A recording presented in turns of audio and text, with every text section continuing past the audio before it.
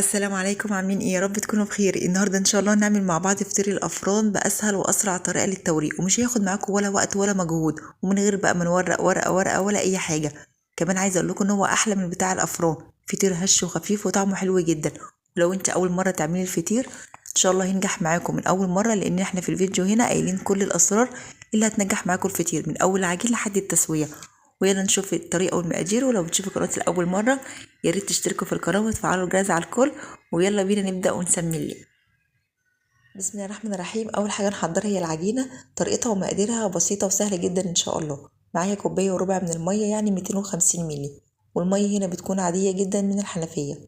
ضفت عليهم رشه من الملح وربع كوبايه من السكر حبيبات، يعني 50 جرام. بالمعلقه عاملين 3 معالق كبار من السكر. تقدروا ان انتوا تحطوا معلقه واحده من السكر او معلقتين زي ما انتوا حابين، بس طبعا كلنا عارفين ان فطير الافران بيكون سكر وزيت شويه. هقلب بقى كويس جدا لحد ما اتاكد ان السكر والملح دابوا. والخطوه دي مهمه جدا، ما تستعجلوش عليها، لان لو في سكر او ملح في العجينه واحنا بنفرد عجينه الفطير هتلاقوها قطعت معاكم، ومش هتلاقوا الفطير كده ورق معاكم ونفخ في الفرن. فلازم ندوب السكر والملح، ما بتاخدش ثواني وهتلاقوه داب معاكم على طول. بعد بقى ما اتاكدت كده ان السكر والملح دابوا هبتدي ان انا اضيف الدقيق. معايا نص كيلو من الدقيق، يعني 4 كوبايات من الكوباية المعيارية، وطبعا يكون داخلين الدقيق كويس جدا.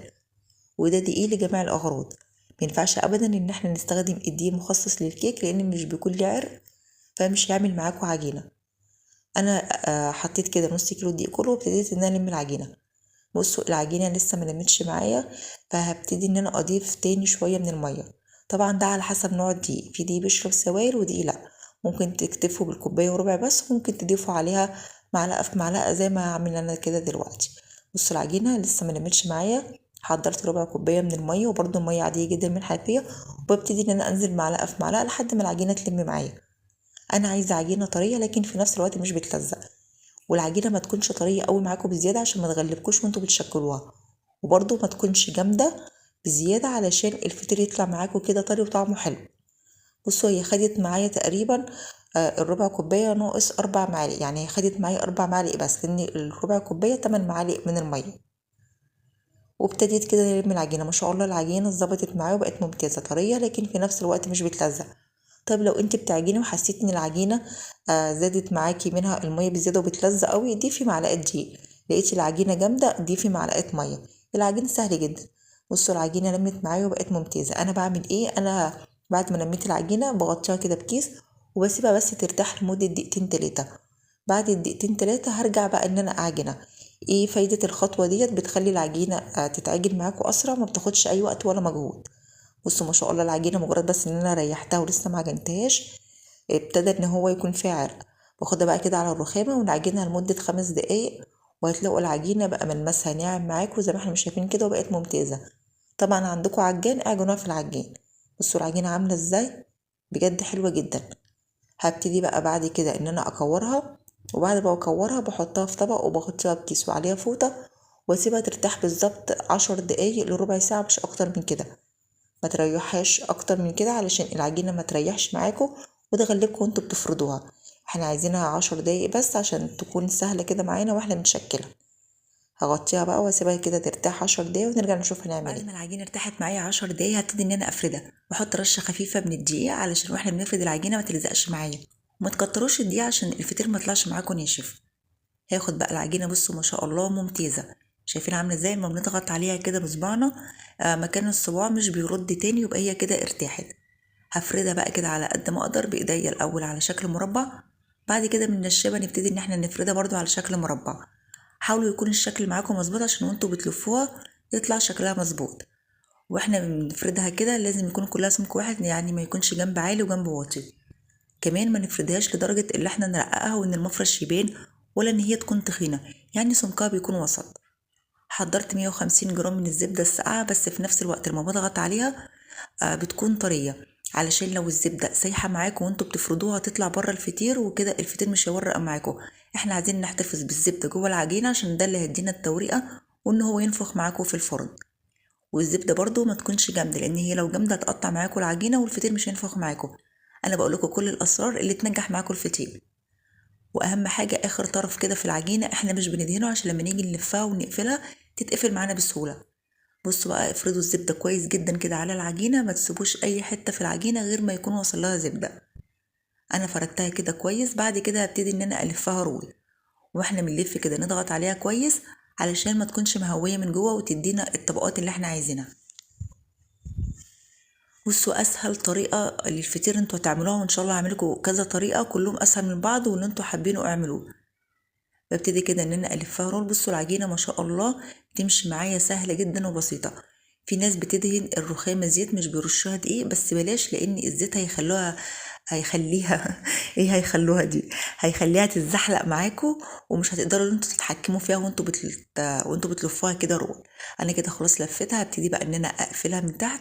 بصوا زي ما قلت لكم انا ما دهنتش اخر حته عشان لما اجي اقفلها تتقفل معايا بكل سهوله. ظبطوها بقى كده من الجوانب وابتدوا ان انتوا قفلوها كويس جدا، ونخلي القفله من تحت بالشكل ده. بعد كده نبتدي ان احنا نرول الرول شويه، وما تخلوش ناحيه تخينه وناحيه رفيعه، خلوها كلها سمك واحد. هي ما شاء الله العجينه ماشيه معايا بكل سهوله. هبتدي ان انا اقسمها. انا عملتها تقريبا كده 3 صوابع، وبقطع بالسكينه، وانتوا بتقطعوا كده بالسكينه قطعوا بالراحه علشان نكون محافظين على شكل الرول. ما شاء الله شايفين من جوه عامله ازاي؟ هو ده بقى اللي هيدينا الطبقات من غير ما نعجن ونفرد ونحط فطير جوه فطير. ولو انتوا بتستصعبوه جربوا الطريقه ديت بجد سهله جدا. هم عملوا معايا 7 فطيرات، الحجم ده كان عامل بالظبط زي الفطير اللي بيتباع في الافران. ممكن تقللوه عن كده، ممكن تعملوها 5 أو 6 أو 4 زي ما انتوا حابين. ما شاء الله العجينة معايا ممتازة حلوة جدا. حضرت طبق وحطيت فيه كيس تلاجة، وابتدي كده ان انا ارص الفطير وبغطيه بكيس تلاجة وبدخله الفريزر يرتاح لمدة تلت ساعة أو نص ساعة في التلاجة، بس الفريزر بيكون أسرع. ده علشان نحافظ على الزبدة وتجمد معانا عشان لما نيجي نفردها ما تخرجش معانا، وده اللي بيخلي الفطير معاكم كده يورق وينفخ. العجينه بعد ما بتطلع من الفريزر بتكون العجينه متماسكه، وكمان الزبده اتمسكت جواها. ده زي ما قلت لكم علشان يخلي الفطير كده معاكم يورق، لان الزبده لو سايحه وانتوا بتفردوها هتلاقوها طلعت من الفطير.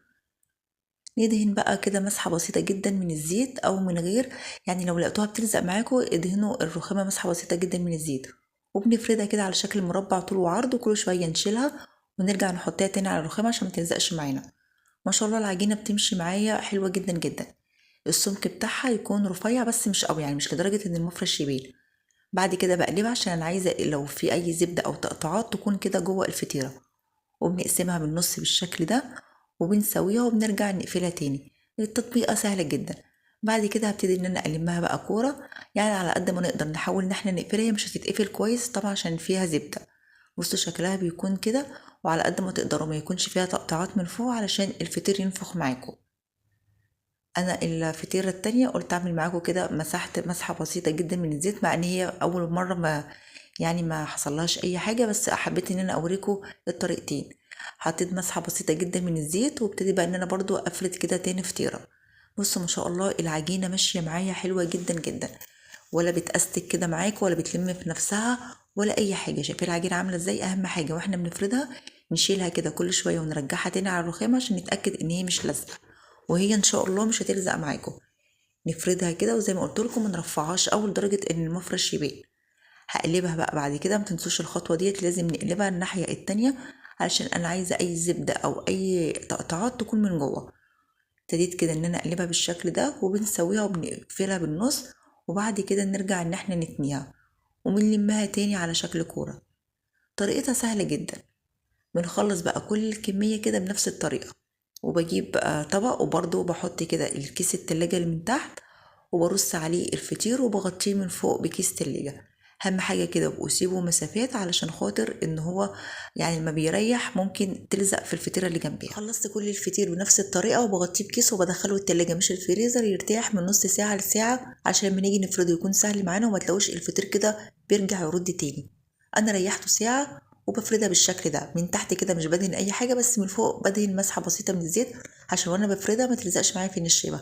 وبنفردها على شكل دايره، ما ترفعوش قوي لدرجه ان المفرش يبان ولا تخلوها تخينه علشان الطبقات تكون من جوه كده مورقه وحلوه. هما في الافران بيبقى رفيع شويه. بصوا طريقته سهله جدا. بعد كده بحطها في صينيه مدهونه بالزيت، وابتدي كده ان انا اظبطها على شكل دايره وهي في الصينيه. بصوا العجينه تحفه، ولا بتلم ولا اي حاجه. بخلص بقى كل الفطير كده بنفس الطريقه، بعد كده بسيبه يرتاح 5 دقايق قبل التسوية، وبندهن وشه كده مسحة بسيطة من الزيت.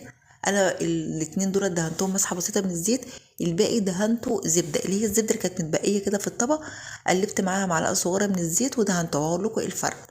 بنشغل بقى الفرن على اعلى درجة حرارة لازم عشان الفطير ما ينشفش، وبحط الشبكة فوق الصاجة على طول. بيقعد من 8 ل 9 دقايق، ده على حسب الفرن عندكم. ياخد لون دهبي حلو من تحت، اطفوا الفرن وشغلوا الشواية. وهو تحت الشواية نفضل نلف الصينية كل شوية عشان ياخد لون من كل ناحية. ما تقعدوش في الفرن كتير عشان ما ينشفش معاكم. كمان عايزه اقول لكم، وهو في الفرن هتلاقوه كده قب من يعني فطيره كده قبت والفطيره التانية لا، يبتدوا ان انتوا تلفوا الصينيه كل شويه كده لفوها. والفطيره اللي وريتها لكم دلوقتي دي اللي انا دهنتها بالزيت، والفطير اللي قدامكم ده اللي مدهون بالزبده على زيت. بصراحه اللي بيدهن بالزبده على زيت احسن من الزيت، فانتوا دهنوه بالزبده كده بالزيت، ما حطيتش زبده كتير ولا اي حاجه. ده الزبده اللي كانت مكان الطبق. اول ما بيطلع الفطير بندهنه بقى كده اي ماده دهنيه، وبغطيه وبسيبه بس 10 دقايق. بصوا بقى ما شاء الله الفطير طالع تحفه مورق جدا. بصوا يعني بوريكم ان الفطير كده مورق وصباعي كده باين من تحت الفطير، ومش مجلد ولا اي حاجه. اللي يقول لكم يا جماعه الفطير بمعلقه سمنه ومعلقتين سمنه، ما تصدقوش الكلام ده. النص كيلو دقيق خدوها كده قاعدة، الفطير بياخد 150 جرام من الزبدة أو السمنة، يعني 3/4 كوباية، علشان يطلع معاكم بالجمال ده زي بتاع الفرن بالظبط وأحلى. شايفين عامل ازاي؟ هش جدا ومورق، ويعني بجد ولا غلطة، ولونه تحفة. وشايفين بقى الوش المكشكش كده زي اللي بيبقى في الأفران بالظبط. طريقته سهلة وبسيطة، ومش هياخد معاكم أي وقت ولا أي مجهود. جربوه، أنا متأكدة إن شاء الله إن هو يعجبكم. بجد كان طعمه حلو جدا جدا. يعني انت لو أول مرة تعملي الفطير ان شاء الله هينجح معاكم من اول مره. واعمل لنا كميه كبيره والمقاس بتاعه زي بتاع الافران بالظبط.